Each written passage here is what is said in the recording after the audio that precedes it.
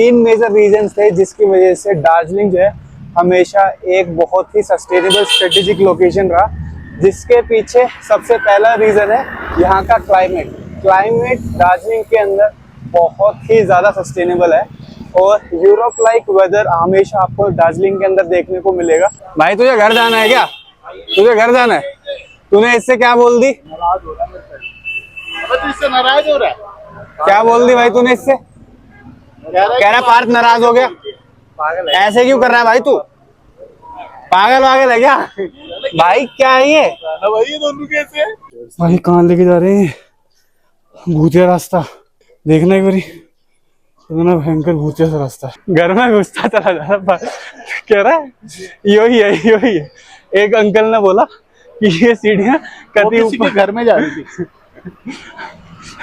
अरे वो अंदर कुछ कर रहा था, सीधा उसके पास नॉक नॉक। अच्छा एक और चीज, ये वेदर आपको फ्रीक्वेंटली मजबूर करेगा कि आप अपने कपड़े उतार दो, क्योंकि थोड़ी थोड़ी देर में धूप आ जाती है और आपको लगता है कि गर्मी ज्यादा होगी, लेकिन आधे घंटे बाद ही बहुत तेज हवा चलती है और आपको फील होता है कि नहीं वेदर थोड़ा ठंडा हो गया है और आपको अब जैकेट की जरूरत है। तो अपने प्रिकॉशनरी गियर्स पहन के रखो, उसमें कोई बुराई नहीं है। उस पर धार है लेकिन है खतरनाक। ये इसके अंदर ये जो लाइन जा रही है ना, हाँ।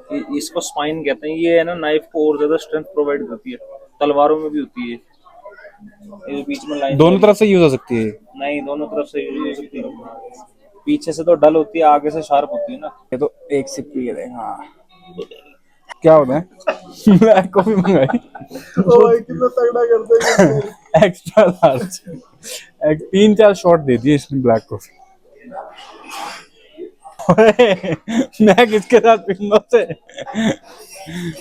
चीटर। दोस्तों स्वागत है आपका एक नए दिन के साथ। फिलहाल मैं हूं अभी दार्जिलिंग के अंदर, जो कि वेस्ट बंगाल का एक हिल स्टेशन है। सुबह का मौसम देख सकते हैं कितना ही प्यारा है। अभी थोड़ी देर पहले यहाँ से बादल बह रहे थे और बादल कमरे तक भी आ रहे थे, इतने प्यारे लग रहे थे मैं आपको बता नहीं सकता। फिलहाल दिन की अच्छी शुरुआत हो गई है। आई होप आप लोग घर में अच्छे होंगे, खुश होंगे, अपने माँ बाप का ध्यान रख रहे होंगे और साथ ही साथ अपनी लाइफ अच्छे से बिता रहे होंगे। और आपसे बात करते करते गाड़ी आ भी गई है। जल्दी से एक बार अंदर चलते, ऊपर माल रोड तक चलेंगे। चलो पीछे तो भर गया, मैं बैठ जाता हूँ आगे। पुरानी ओमनी, वाह जी वाह। चलो जी चलो। अरे दोस्तों ऐसे शांत क्यों बैठे हो तुम? इसलिए बैठे, अभी हम रस्सी पे झूल के जाएंगे। आपका यहीं से दार्जिलिंग से या ऊपर से? वही थोड़ा सा नीचे है, यहीं पर। अच्छा यहीं पर। अभी जहाँ से आए हो थोड़ा सा आगे। मौसम ऐसे ही चेंज होता रहता है यहाँ पे, या फिर अभी जून की वजह से ज्यादा चेंज हो रहा है मौसम? चेंज होता है 12 महीने ऐसे ही रहता है? 12 महीने में अभी मौसम है अभी। और ठंड में कैसा रहता है? ठंड में बहुत ठंडा होता है। हाँ, वो रोड सीधा। ये रोड सीधा ऊपर जाएगा? ना ये रोड ऊपर जाएगा कि आप वहाँ से थोड़ा सा नीचे में आपको टैक्सी मिलेगा, सिंगमाड़ी का रोपवे का टैक्सी मिलेगा। अच्छा, रोपवे तक जाने में कितना टाइम लगेगा? टाइम तो उतना नहीं, लेकिन जाम है हम लोग जाते हैं, लेकिन जाम होता है। वैसे आपके हिसाब से कितना टाइम लग जाता है रोपवे तक अगर टैक्सी लेके जाएंगे तो? जाने में उतना टाइम नहीं लगता है, आप लोग को तो छोटे लोग उतना टाइम नहीं लगता है। आने में टाइम लगेगा? टाइम लगता है। यहाँ से टैक्सी स्टैंड कितना दूर है अब यहाँ से? थोड़ा सा मोटा मोटी आपको 10 मिनट तो लगेगा। 10 मिनट लगेगा अभी भी। लो जी उतर गए हैं अपनी टैक्सी से। अब जल्दी टैक्सी वाले भैया को पे कर देते हैं एक बारी और फिर चलते हैं सीधा अपनी टैक्सी स्टैंड की तरफ, जो कि हमें लेके जाएगा सबसे पहले रोप पे। गैंगटॉक में इन दिनों टूरिस्ट आपको भर भर के मिलेगा, लेकिन उसी के साथ साथ ट्रैफिक आपको थोड़ा सा परेशान करने वाला है, क्योंकि सीजन होने की वजह से टूरिस्ट बहुत ज्यादा आए हुए हैं। भाई तुझे घर जाना है क्या? तुझे घर जाना है? तूने इससे क्या बोल दी? नाराज हो रहा है मेरे से। इससे नाराज हो रहा है। क्या बोल दी भाई तूने इससे? कह रहा पार्थ नाराज हो गया। पागल है, ऐसे क्यों कर रहा है भाई तू? पागल वागल है क्या भाई? क्या है ये? भाई ये दोनों कैसे? आपको बता दूं घूमने में बहुत मजा आ रहा है, लेकिन हमारे साथ 2 वीरानी आ गई है। हर बात पे बुरा मान रहे हैं, हर बात पे रूठती रही बुरा है, मान रहे हैं। हर बात पे। ये देखो दिखाऊं आपको 2 वीरानी, ये हर बात पे यहाँ नहीं जाना, वहां नहीं जाना, रोपवे पे नहीं जाऊंगी। बेल्ट ले रहा है? हाँ यार बेल्ट ले रहा हूँ, बेल्ट नहीं थी। कितने की है? 200 रुपये। माल रोड यहाँ से कितना ऊपर है? यहाँ से आपको ना शॉर्टकट में जाएंगे 10 मिनट लगेगा। ये गली से जाइए भाई शॉर्टकट। ये गली सीधा ऊपर माल रोड तक? कितना ऊपर चढ़ना होगा? भाई आपको ना पैदल ही आप 10 मिनट में पहुंच जाएंगे। वैसे गैंगटॉक की जो मार्केट है वो दूसरे हिल स्टेशन से काफी बड़ी है, जैसे कि आप देख सकते हो। आप जहां तक भी देखोगे आपको पूरी बड़ी मार्केट देखने को मिलेगी। अगर आप इधर चल के दिखाऊंगा आपको, तो आपको पूरी बड़ी मार्केट मिलने वाली है यहाँ पे। अगर आप चौक बाजार के अंदर खड़े हैं और आपको सामने की तरफ ये घंटाघर दिख रहा है, तो इससे हल्का सा आगे आते ही यहाँ पर एक गली है। यहाँ से सीधा 10 मिनट की वॉक, जैसे ही आप ऊपर तक जाएंगे तो आप माल रोड के ऊपर पहुंच जाएंगे। अभी फिलहाल विशाल कुछ शॉपिंग कर रहा है वहाँ पे। वैसे जब आप दार्जिलिंग के अंदर आते हैं तो ये आपको वेस्ट बंगाल से बिल्कुल डिस्टिंक्ट लगेगा, जिसके पीछे का एक सबसे बड़ा रीजन है कि दार्जिलिंग जो है वो सिक्किम का पार्ट हुआ करता था 70s 80s के आसपास, जिसके बाद नेपालीज वॉर में उसको अपने अंदर मिला लिया गया। अगर हम बात करें दार्जिलिंग की पॉपुलेशन के बारे में तो वो लगभग 1,75,000 के आसपास है और बेसिकली 2 ट्राइब्स के अंदर सेग्रीगेटेड है, लपाचे और भूतिया कम्युनिटी, जो आपको यहाँ पे बहुत ही ज्यादा मिलने वाली है। हालांकि later on British invaded Darjeeling और यहाँ का सारा एरिया उन्होंने अपने अंडर ले लिया था। उसके पीछे भी मेनली 3 बड़े रीजन थे, उनके बारे में बात कर लेते हैं। फिलहाल हमने पिछली वीडियो में इसके बारे में बात की है, लेकिन अगर किसी ने पिछली वीडियो नहीं देखी है तो हम इसमें भी उसके बारे में डिस्कस कर लेते हैं कि वो क्या रीजन थे जिसकी वजह से ब्रिटिशर्स ने दार्जिलिंग को इन्वेड किया और अपने अंडर ले लिया था। वैसे I am too impressed with the weather of Darjeeling.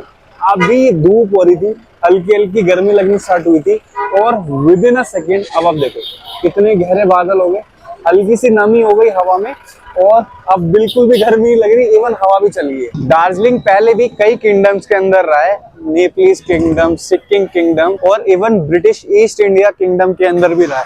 तो 3 मेजर रीजन थे जिसकी वजह से दार्जिलिंग जो है हमेशा एक बहुत ही सस्टेनेबल स्ट्रेटेजिक लोकेशन रहा, जिसके पीछे सबसे पहला रीजन है यहाँ का क्लाइमेट। क्लाइमेट दार्जिलिंग के अंदर बहुत ही ज्यादा सस्टेनेबल है और यूरोप लाइक वेदर हमेशा आपको दार्जिलिंग के अंदर देखने को मिलेगा, जो कि एक मेन रीजन था दार्जिलिंग को अपना एक सेंटर बनाया गया ब्रिटिशर्स के द्वारा। दूसरा सबसे बड़ा मेजर रीजन था टी कल्टीवेशन। टी कल्टीवेशन के लिए दार्जिलिंग का वेदर बहुत ही ज्यादा सस्टेनेबल सूटेबल है और टी दार्जिलिंग के अंदर आपको हर जगह देखने को मिलेगी, जो बहुत ही अच्छी तरह ग्रो होती है। आखिरी और सबसे मेजर पॉइंट, टी कल्टीवेशन के बाद उसको अलग अलग ट्रेड करने के लिए Darjeeling was the major point. Darjeeling से tea Tibet, Nepal, Bhutan, even in China also, tea को चाइना तक भी अच्छे से ट्रेड किया जाता था और यही वो रीजन था कि ब्रिटिशर्स ने दार्जिलिंग को अपना एक मेजर सेंटर बनाया, सस्टेन करने के लिए, अपने आप को ट्रेड में आगे बढ़ाने के लिए भी। भाई मेरे एक बात याद आ गई पर यो भाई दिल्ली में भी खो जाए, अरे यहाँ भी खोगा ऐसा ऐसा कैसे हो सके कि यो सबसे बढ़िया ऐसे कैसे हो सके कि यो ही हर बारी खो जावे हर जगह। अब उसने यो भी ना पाया कि बेल्ट की दुकान की ऐसा ना करे, जब वो आवे उसी की बेल्ट खोस के उसी के मारे। ऐसा हो सकता है, पर उसने पहन लिया। ये क्या हाँ चल भाई, चल दिए हैं माल रोड की तरफ और ये देखो सारे फुटबॉल फ्लैग्स।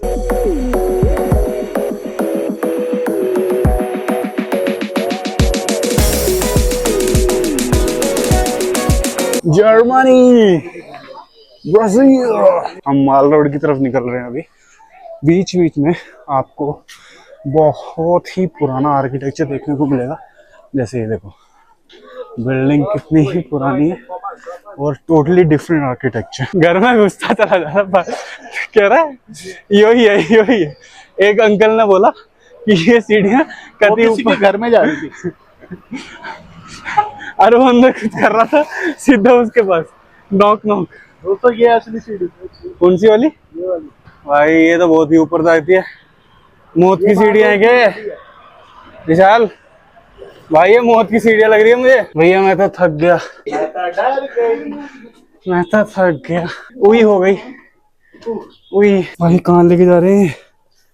भूतिया रास्ता देखना एक बारी, इतना भयंकर भूतिया सा रास्ता है भाई। ऊपर जाते जाते एक चीज अच्छी हो गई कि यहाँ पे फोटो की शॉप मिल गई। अब दोनों भाइयों को फोटो क्लिक करानी थी पासपोर्ट साइज, जो कि हमें परमिट के लिए चाहिए सिक्किम के अंदर। मेरे पास है, पार्क के पास भी है, बट इनको लेनी पड़ेगी। तो जल्दी से पहले एक बारी फोटो करा लेते हैं और फिर चलते हैं ऊपर। कौन से स्कूल में आप? कोई किसी भी स्कूल में नहीं हो? किसमें?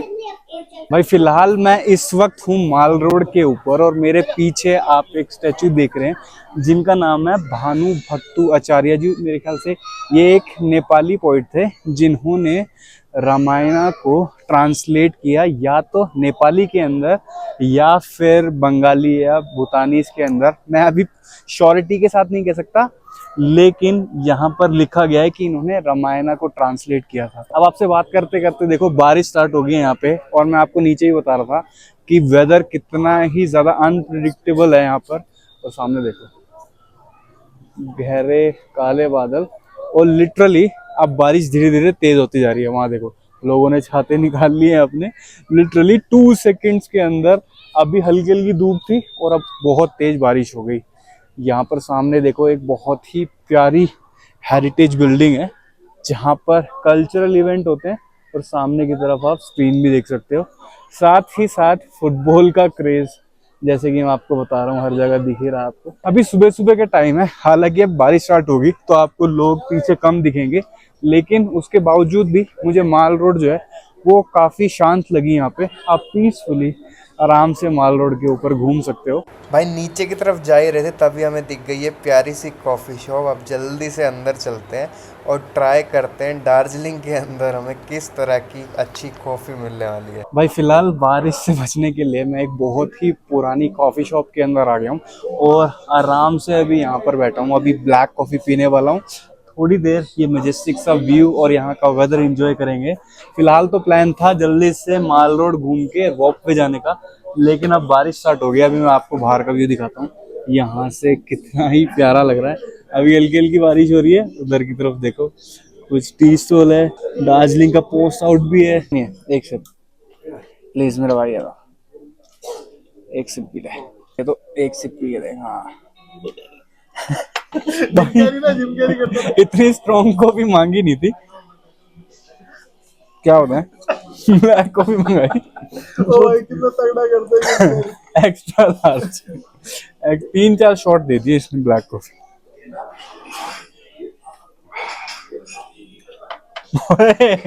मैं किसके साथ पीऊंगा से? चीटर कैटी फेरी। देख बेटा एक्शन बिल्ला आजा हमारे साथ चल सिक्किम। फिलहाल भाई इस शॉप पे आके रुक गए। शॉप का नाम है कश्मीर, और इन भाई साहब ने जैकेट ही नहीं ली थी घर से, तो ये जल्दी से एक बार जैकेट ट्राई कर रहे हैं। और इधर बहुत ही आई गेस रीजनेबल से प्राइस में जैकेट्स मिल रही है यहाँ पे। 750,000। ये ब्लू वाली लेगा ये भी ठीक है। ये जो मेरे को तो ये वाली ज्यादा ठीक लग रही है। ये वाली ज्यादा ठीक नहीं है। उगरे गोरखा गोरखाज, हाँ गोरखा जो यूज करते हैं, मेरे को ये वाली ज्यादा अच्छी लग रही है। ये वाली है ना? हाँ ये वाली ज्यादा अच्छी। उस पर धार है लेकिन है खतरनाक। ये इसके अंदर ये जो लाइन जा रही है ना, हाँ। इसको स्पाइन कहते हैं। ये है ना नाइफ को और ज्यादा स्ट्रेंथ प्रोवाइड करती है। तलवारों में भी होती है। ये बीच में लाइन दोनों तरफ से यूज हो सकती है? नहीं, दोनों तरफ से यूज हो सकती है। पीछे से तो डल होती है, आगे से शार्प होती है ना। डन विद शॉपिंग भाई। 1000 रुपए की फिक्स प्राइस में वो जैकेट बोल रहा था। अभी पीक सीजन भी है, फिर भी बार्गेन करा के हमने लगभग 850 रुपए के आसपास वो जैकेट ले लिया, जो कि एक सही प्राइस है। जैकेट की क्वालिटी भी काफी ठीक है। तो यहाँ पर अगर आप शॉपिंग करने आ रहे हैं तो आराम से बार्गेन कर सकते हैं, शॉपिंग कर सकते हैं।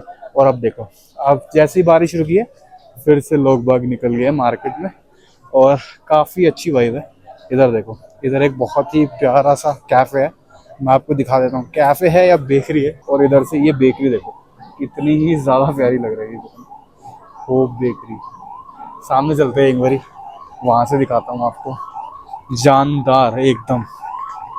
ये देखो स्वीट एंड वॉच जी। ये देखो भाई, मेरे हिसाब से एज अ सिविलियन आप इसको कैरी नहीं कर सकते, एज अ वेपन कंसिडर होगा। अब ये मुझे वो कह रहा है बिल है ट्रेन में जा तो रहे हैं, बिल है, लेकिन आपको पहले रेलवे गाइडलाइंस देखनी पड़ेगी कि। और वैसे है कितने का छोटे वाला जो आपने अभी दिया था? 6500। और ये जो बड़े वाला दिख रहा है ये कितने का? ट्रैकिंग में भी यूज होता है, और क्या है, गोरखा जो हमारी रेजिमेंट है उसका मेन वेपन है। पार्थ भाई लेने कह रहा है कुकरी, और मैं श्योर नहीं हूँ कि रेलवे के अंदर ये अलाउड है कि नहीं है, रेलवे गाइडलाइंस के अंदर है कि नहीं है। हालांकि सर कह रहे हैं कि इवन आपको फ्लाइट के अंदर भी अलाउड है, तो देखते हैं। अगर 1% अलाउड नहीं हुआ तो फिर वहीं पे छोड़ना पड़ेगा, तो ये रिस्की है। मैंने उनको बोल तो दिया, लेकिन लेट्स सी। भाई फिलहाल हम दोबारा वहीं पे आ गए जहां पर हमने माल रोड से अपनी जर्नी की स्टार्ट करी थी। हम फिलहाल रोपवे की तलाश में बिल्कुल माल रोड के एंड तक चले गए। वहां पर एक शख्स ने हमें बताया कि आपको माल रोड के जो एंड में बिल्कुल हेरिटेज बिल्डिंग है उसके साथ में एक रास्ता जा रहा है जो कि आपको सीधा लेके जाएगा रोपवे तक। हालांकि हम वहां से टैक्सी ले सकते थे जिसका फेयर अराउंड 1000 रुपये होता चारों का, लेकिन हम पैदल जाने वाले हैं। 4 किलोमीटर का ट्रैक होगा। सबसे बड़ी दिक्कत क्या थी कि हम टैक्सी ले भी लेते, लेकिन वहां पर सिर्फ और सिर्फ 4 किलोमीटर के लिए हमें 1.5 से 2 घंटे लगने वाले थे, क्योंकि दार्जिलिंग के अंदर ट्रैफिक का जो हाल है बहुत ही ज़्यादा बुरा है। और अभी पीक सीजन होने की वजह से ट्रैफिक यहाँ पे बहुत ही धीरे मूव कर रहा है। तो अब यहाँ से ट्रैक करेंगे। भाई अभी पीछे एक इतना प्यारा चर्च दिखा, मन कर रहा था जाएं उसे विजिट करें, लेकिन अभी चलेंगे सीधा रोपवे की तरफ, क्योंकि वहां पर जो टिकट है वो किसी भी टाइम बंद हो जाएगी, क्योंकि बहुत ही ज़्यादा भीड़ है ऊपर। तो अभी रिस्क नहीं लेंगे कि पहले यहाँ चले जाएं और यहाँ से नीचे उतर के दोबारा ट्रैक करें, और जब तक वहाँ पे पहुँचे तो हमें टिकट ही ना मिले। तो सबसे पहले हमारा जो काम है, हम जाएंगे रोपवे तक। रोपवे के बाद हमें ट्रैक करके दोबारा नीचे आना है। अब जैसे जैसे आप रोपवे की तरफ जा रहे हो आपको एक टोटल शांति महसूस होगी। रोपवे दार्जिलिंग के अंदर एक मेजर टूरिस्ट अट्रैक्शन है जो कि 5 किलोमीटर लंबी है, 2.5 किलोमीटर ईच। आप एक साइड 2.5 किलोमीटर जाते हैं और दूसरी साइड 2.5 किलोमीटर से नीचे आती है। इस रोपवे को 1968 के आसपास स्टार्ट किया गया था, जो कि 2003 के आसपास तक ऑपरेशनल थी। उसके बाद इसके ऑपरेशंस को बंद कर दिया गया 2003 में, क्योंकि 3 से 4 लोगों की इस रोपवे की वजह से डेथ हो गई थी। उसके बाद इसके प्रिकॉशनरी मेजर्स को ध्यान में रखते हुए इसको रीबिल्ड किया गया, और 2004 के आसपास इसकी जो सर्विसेज थी उसको दोबारा स्टार्ट किया गया, और तब से अब तक यहाँ पर कोई भी हादसा नहीं हुआ है। भाई मैं ट्रैक करते करते ऊपर जा रहा था, अभी सामने की तरफ देखो, आपको एकदम दिखेगा कि बादल बिल्कुल नीचे आ गए। इसमें मैंने एक बहुत ही खास बात नोटिस करी है, जैसे ही ये बादल नीचे की तरफ आते हैं ना, और यहाँ पर वेदर के अंदर नमी थोड़ी सी ज्यादा हो जाती है, तो उसके 15 मिनट बाद यहाँ पर बारिश आनी मैंडेटरी है, क्योंकि थोड़ी थोड़ी देर में आप देखोगे कि मौसम बिल्कुल क्लियर है, और जैसे ही आपको लगेगा कि बादल थोड़े से बह रहे हैं और वो थोड़े नीचे की तरफ आ गए हैं, उसके 15 से 20 मिनट मैक्सिमम आधे घंटे बाद आपको एक बारिश की लंबी बौछार देखने को मिलेगी, और फिर जो वेदर है बिल्कुल क्लीन हो जाएगा। और ये फ्रीक्वेंटली होता रहता है यहाँ पर। मेरे ख्याल से दिन में 4 बार भी हो सकता है, 5 बार भी हो सकता है, लेकिन अगर आप अब आगे की तरफ देखोगे तो आप देखोगे हवा भी धीरे धीरे तेज होती जा रही है और बादल बिल्कुल नीचे की तरफ आ गए। अभी थोड़ी देर पहले आपने क्या देखा था कि मौसम थोड़ा बहुत क्लियर है, लेकिन अब आप कैमरे में भी देख सकते हैं, अभी मुझे जितना फील हो रहा है यहाँ पर फॉग और बादल आपको इस कैमरे में नहीं दिख रहा है, लेकिन उसके बावजूद भी यहाँ पर बादल बहुत ही ज़्यादा नीचे आ गए हैं, और मुझे लग रहा है किसी भी टाइम अब यहाँ पर बारिश हो सकती है। अच्छा, एक और चीज़, ये वेदर आपको फ्रीक्वेंटली मजबूर करेगा कि आप अपने कपड़े उतार दो, क्योंकि थोड़ी थोड़ी देर में धूप आ जाती है और आपको लगता है कि गर्मी ज़्यादा होगी, लेकिन आधे घंटे बाद ही बहुत तेज़ हवा चलती है और आपको फील होता है कि नहीं, वेदर थोड़ा ठंडा हो गया है और आपको अब जैकेट की ज़रूरत है। तो अपने प्रिकॉशनरी गियर्स पहन के रखो, उसमें कोई बुराई नहीं है। और मुझे जो लग रहा है यहाँ पर बारिश आने की वजह से हमें कोई शेल्टर भी नहीं मिलेगा। देखो अब आपको महसूस होगा मैं किस चीज़ के बारे में बात कर रहा हूँ। लुक एट दिस, ये अभी भी आपको कैमरे में कम दिख रहा है। भाई जिस चीज़ के बारे में मैं आपको इन्फॉर्म कर रहा था वही चीज़ हो गई। बारिश बीच रास्ते में इतनी तेज़ हो गई, आप मेरी हुडी देख सकते हैं, गीली है। मैं पीछे 15 से 20 मिनट खड़ा हुआ हूँ, उसके बाद मैंने आगे चलने का डिसीजन लिया है, क्योंकि पेड़ों की वजह से यहाँ पे बारिश हल्की हल्की कम लग रही है और उधर की तरफ बारिश अभी भी बहुत ही ज़्यादा है। अब 500 मीटर या 600 मीटर के आसपास रह गया और रोप वे है जो पीक टाइमिंग्स के अंदर 2 बजे या फिर 4 बजे बंद हो जाता है। तो ऑनलाइन टिकट लेनी बहुत ही ज़्यादा मुश्किल है और मेरे ख्याल से इनका कोई पोर्टल भी नहीं है। कोई कहता है कोई कहता है नहीं है। एक ऑप्शन जो हमारे पास रह जाता है वो है ऑफलाइन, जो कि सीधा रोप वे तक जाकर वहाँ पर काउंटर से लेना होगा। अब इतनी दूर आ गए हैं तो एक ट्राई करना तो बनता है। पीछे लोग कह रहे हैं हो सकता है आपको अब टिकट ना मिले, लेकिन रोप वे तक चल के देखते हैं। अगर मिल गई तो आपको रोप वे ज़रूर दिखाएंगे आगे चल के। हम बिल्कुल टिकट काउंटर के बाहर खड़े हैं और ये कैश में टिकट ले रहे हैं। यहाँ पर ऑनलाइन का कुछ भी हिसाब किताब नहीं है। सामने की तरफ आपको एक कैफ़े मिल जाएगा जहाँ पर आप बैठ के वेट कर सकते हैं।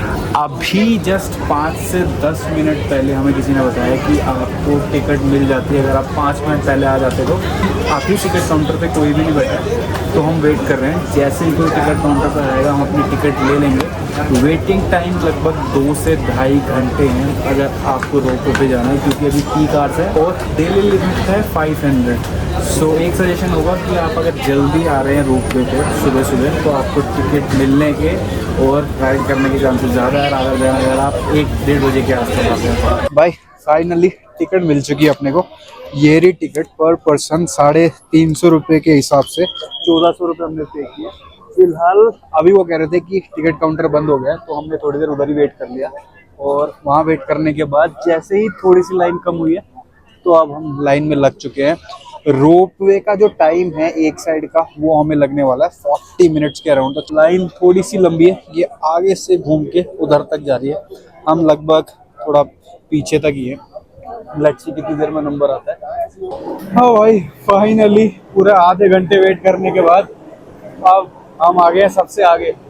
अब जैसे ही उधर से एक ट्रॉली वापस आएगी तो इनको जाने का सिग्नल मिलेगा और हम उसमें बैठेंगे। अगर आप रोप वे के लिए आ रहे हैं तो थोड़ा सा टाइम कंज्यूमिंग है, तो अपना टाइम लेके आना।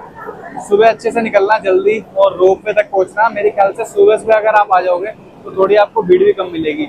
अभी क्या है, सबने जू वगैरह घूम लिया, सब आराम से आए और सभी अब रोप वे के लिए लाइन में लगे हुए थे। तो आधा पौना घंटा वेट किया होगा हमने और अब देखो उधर से एक ट्रॉली आ रही है। जैसे ही इसको उधर उतारेंगे तो इस ट्रॉली को सिग्नल मिलेगा और फिर हम भी निकल जाएंगे अपनी राइड के लिए।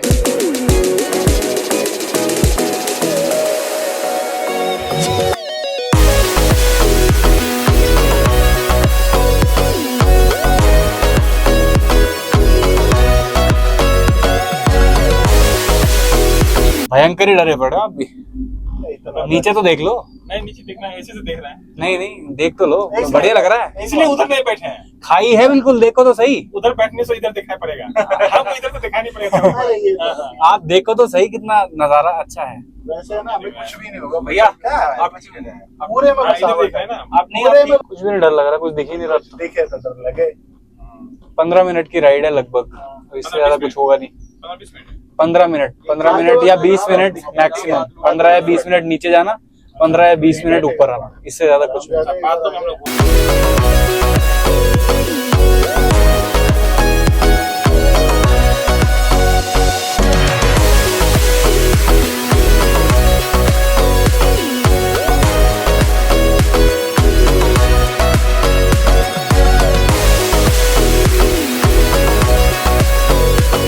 वेल जब आप नीचे आओ तो बहुत ज़्यादा हाई एक्सपेक्टेशन लेके मत आना, क्योंकि अभी मैं आपको जो एरिया दिखाने वाला हूँ ये एरिया इतना सा ही है और ये एक व्यू पॉइंट है। इसके अलावा यहाँ पर आपको करने के लिए कुछ भी नहीं है। कुछ शॉप्स मिल जाएंगी जहाँ पर आप खाना खा सकते हैं। फिलहाल अब मैं बैठ गया हूँ यहाँ पर आके और पीछे का मेरा नज़ारा आप देखोगे तो आपको बहुत ही सुंदर लगेगा। और ज़्यादा कुछ करने को था नहीं यहाँ पे, तो मैं आराम से यहाँ पे बैठूंगा अभी 10-15 मिनट, थोड़ा रेस्ट करूंगा। वहाँ पर खड़े खड़े थोड़े से पैरों में दर्द हो गया। अगर रोप वे की बात कर रहे हैं तो बहुत ज़्यादा आपको एक्साइटमेंट नहीं होगी। हाँ, आपने कभी रोप वे में सफ़र नहीं किया तो आप कर सकते हैं। अदरवाइज अगर आपने पहले कहीं रोप वे किया हुआ है तो आई डोंट थिंक सो कि आपको बहुत ज़्यादा एक्साइटेड या फैसिनेटेड लगेगा। लेकिन उसके बावजूद भी अगर आप ट्राई करना चाहते तो कर सकते हैं। भाई अभी मैं फिर से रोप वे पे आ गया था, क्यों आ गया था भाई, मेरा चार्जर रह गया। वहां से मैंने एक फ्रिज मैग्नेट खरीदी थी। फ्रिज मैग्नेट खरीदते टाइम मैंने अपना चार्जर वहां रख दिया और मैं उनको पे कर ही रहा था। मैं ऊपर चढ़ता रहा, लगभग मैं माल रोड के आगे पहुंच ही गया था। उसके बाद भाई मेरे को रियलाइज हुआ कि मेरा चार्जर ही नहीं है मेरे पास। फिर भाई मैं नीचे उतरा हूँ, अभी रोपवे के पास तक पहुंचा।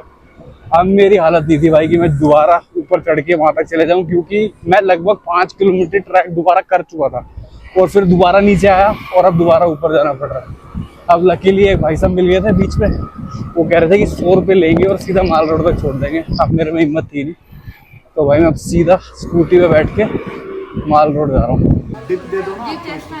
डिप कौन कौन सी अवेलेबल है अभी आपके पास? थाउजेंड है, मेयोनीज है, तंदूरी है। तो तंदूरी करा। भाई हम हैं अभी KFC में और लगभग अभी से 5 से 10 मिनट पहले हम माल रोड के पास आ गए थे और वहाँ पे फीफा वर्ल्ड कप का मैच चल रहा था, जो कि शुरू में आपको मैंने एक स्क्रीन दिखाई थी। वहाँ पर हम बैठ के थोड़ी देर मैच देखने लगे और वहाँ पर मैच एंजॉय करने के बाद हम आ गए हैं अब KFC में अच्छे से हमने ऑर्डर कर दिए। बस ऑर्डर किसी भी वक्त आने वाला है, तो उसको अच्छी तरह खाते हैं, आराम से अपने भूख मिटाते हैं और फिर भाई सीधा चलते हैं अपने गेस्ट हाउस, क्योंकि बहुत तेज़ भूख लगी थी तो हमने सोचा खाना खा के ही चलेंगे। भाई फाइनली KFC से निकल के मैं आ गया हूँ अपने गेस्ट हाउस पर और अभी जस्ट अपनी फुटेज जो है वो मैंने ट्रांसफ़र करी है अपने लैपटॉप पे। अब बस कुछ नहीं भाई, खाना आने वाला है, थोड़ी देर में कुछ खाएंगे, रेस्ट करेंगे और दिन भर भाई आज इतनी ज़्यादा ट्रैकिंग होगी, लगभग 15 किलोमीटर के आसपास हमने आज ट्रैक किया होगा, तो उसकी वजह से बॉडी जो है बहुत थक गई है। तो अब रेस्ट करना है, अगर रेस्ट नहीं किया तो कल सुबह का जो हमारा प्लान है वो एग्जीक्यूट नहीं कर पाएंगे। तो बस भाई अब इस वीडियो को यहीं पे एंड करते हैं। आई होप ये वीडियो आपको इन्फॉर्मेटिव लगी हो, अच्छी लगी हो और इस वीडियो के थ्रू थोड़ा बहुत मैं आपको दार्जिलिंग के बारे में कुछ बता पाया हूँ। तो अब चलते हैं, सोते हैं।